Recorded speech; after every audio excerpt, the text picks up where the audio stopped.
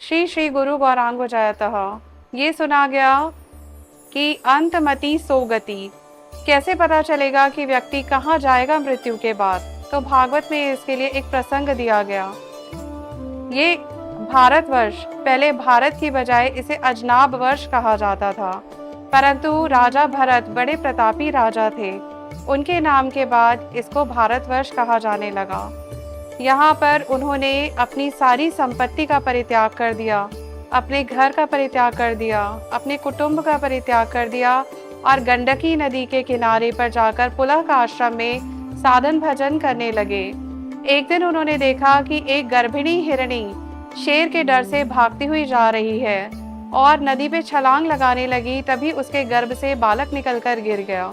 छोटे से शिशु को देखकर भरत महाराज के हृदय में बड़ी करुणा जाग गई और वो सोचने लगे कि ये मातृ विहीन अब ये शिशु कैसे रहेगा।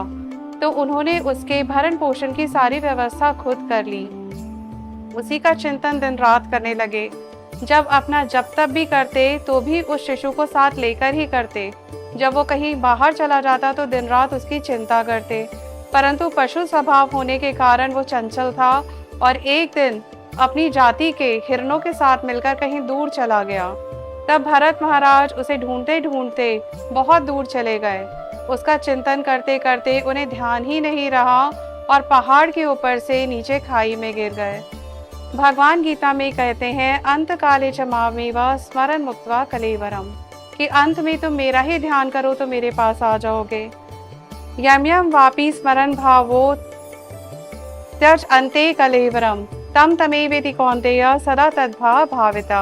इसका अर्थ है कि जो व्यक्ति जो भी सोचते हुए मृत्यु को प्राप्त होता है उसे अगली योनि वही प्राप्त होती है।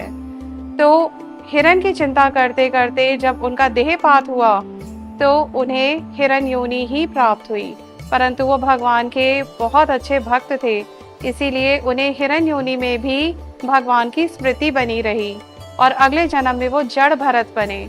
उस जन्म में उन्होंने किसी से भी कोई बातचीत नहीं की, सिर्फ भगवान का ही चिंतन करते रहे और अंत में भगवान को उन्होंने प्राप्त किया। परंतु इससे यही शिक्षा मिलती है कि हमारा सारा अभिनिवेश हर समय से भगवान के अंदर ही होना चाहिए।